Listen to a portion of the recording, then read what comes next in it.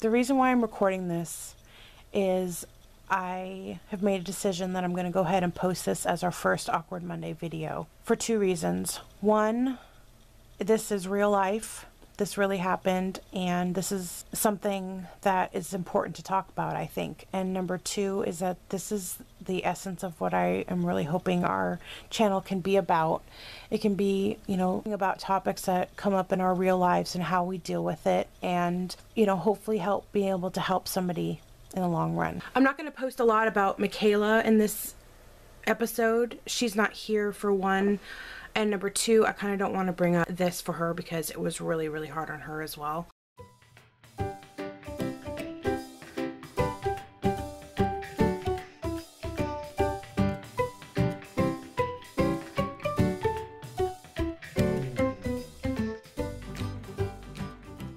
Hi everybody, I'm recording this. It's about 2:30 a.m. and I just got back from my night out with the girls.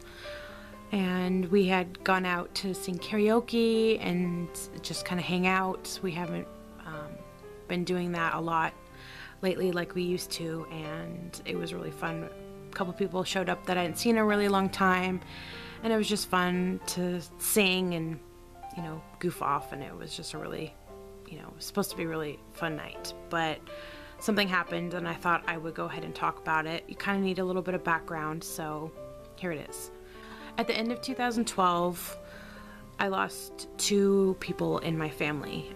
It was the first time anybody had passed away since I can remember. I mean, the only people that had passed away in my own personal life were my great-grandparents, and I was still pretty young when that happened. And so I hadn't really lost anybody in my adult life. And unfortunately, both of these people passed away within 3 weeks of each other. So needless to say, 2012 and 2013 were pretty rough years. Life goes on and you move on as best you can, but the grief never goes away, and it can hit you when you're least expecting it. That's kind of what happened to me tonight. A lady came up to sing a song. It was a beautiful song, but it was a song that was played at one of the funerals, and it just blindsided me. I felt like I got slapped in the face and got really emotional and had to step outside because I started tearing up, and I wasn't expecting it, and it really caught me off guard how powerful it was. So my friends came out because they knew something was wrong, and I was okay until they came out. And then once they came out, I started crying and got embarrassed because, you're crying in a public place and it's just embarrassing. But, my friends are amazing and of course so supportive, and just wanted to be there. And I'm glad they were there because they, made me laugh and try to keep my mind off things. But unfortunately, it kind of put a damper on the rest of the night for me. I'm still pretty sad, and came home and, come home to an empty house, and that's hard because it's so quiet and you're just alone in your grief. And I guess I just wanted to record this because, there's no time limit on your grief.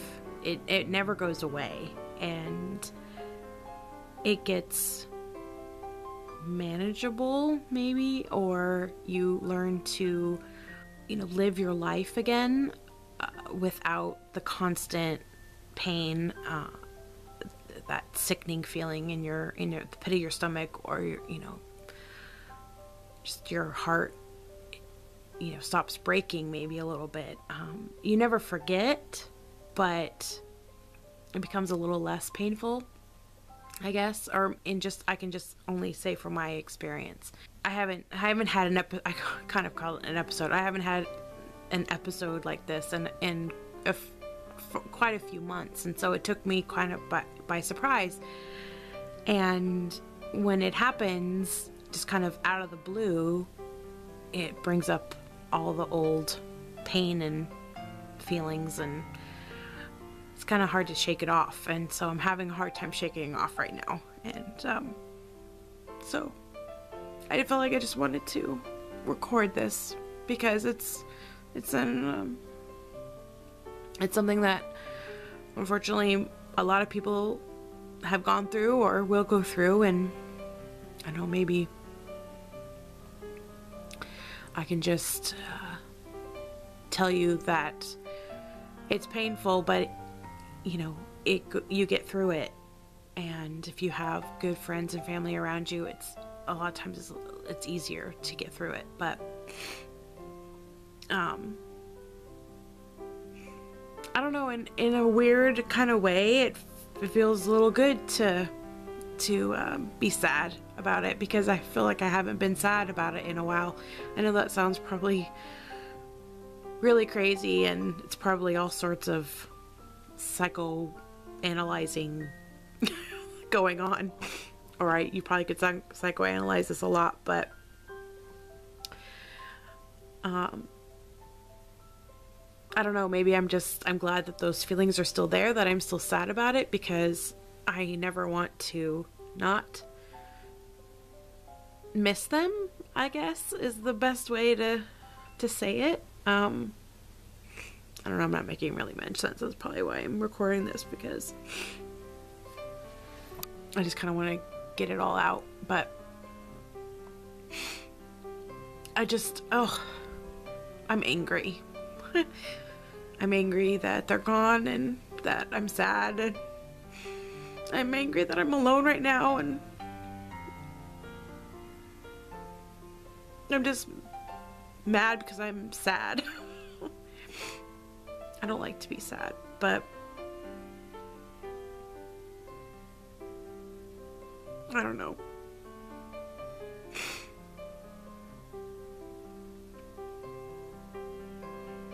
I never lost anybody before this, and the fact that these two deaths happened basically right on top of each other is a lot, and it's taken me a really long time to get where I am today, where I'm not completely depressed and feeling sad every day. And that was 2013 for me, basically. You know, I didn't have a lot of good days, let's put it that way. I don't know. I'm not really comfortable talking about the specifics, because I'm not sure if my other family members would be comfortable with me talking about this in public. So that's why I'm being a little cryptic. I don't mean to be cryptic. I just want to respect their privacy, because it's, you know, it's not my daughter or my child or my, you know, I mean, it's my grandpa, and I guess I can be sad about that, but this particular instance was because of the other one, and that one was the hardest one to deal with. It's still the hardest one to deal with. I've never had to go through this before, so oh god, I'm just rambling, and I don't even know what I want to say. It is what it is, and I'm sad. I'm angry that they're gone, and I'm sad, period. Alright, I'm gonna go to bed, take all this goop off my face, and start again tomorrow. Hi everybody. It's the next morning after I recorded that last video, and I kind of just wanted to follow up on it.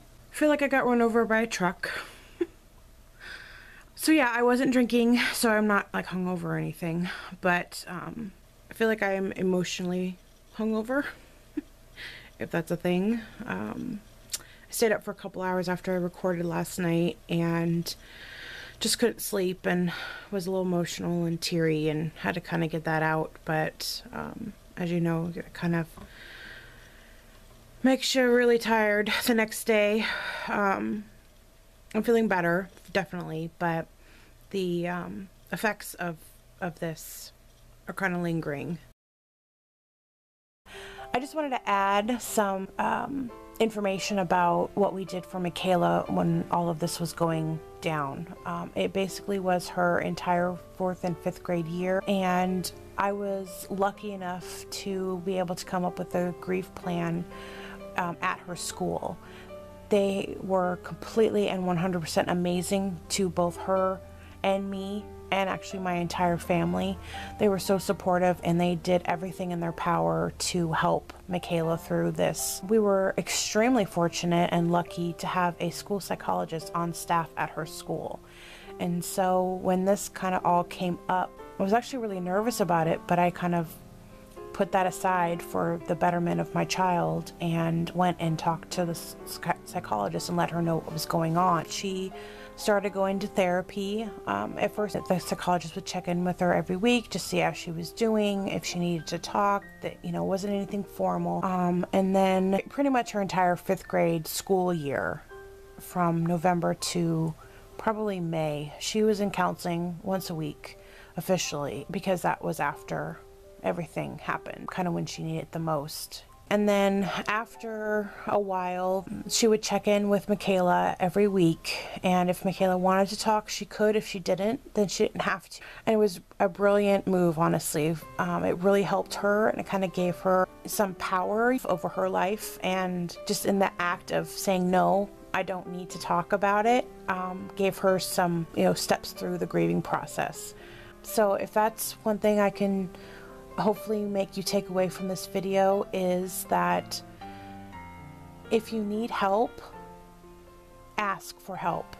Okay, so I'm going to leave on that note, and I wish you guys all the best and love, and I'm sending you guys all a big hug, and I'll see you next time. Love you. Mean it. My email address in the description below if you need somebody to talk to about any of this. Again, I can only talk about my own personal experience, but I also am, you know, able to maybe direct you in the right direction and get you the resources that you need. I'm a mom, that's my job, and if I can help you, then I will. Okay, so I'm going to leave on that note, and I wish you guys all the best and love, and I'm sending you guys all a big hug, and I'll see you next time. Love you. Mean it. Okay, let's try that again. So I have a bowl full of numbers here that have piece here with numbers on them.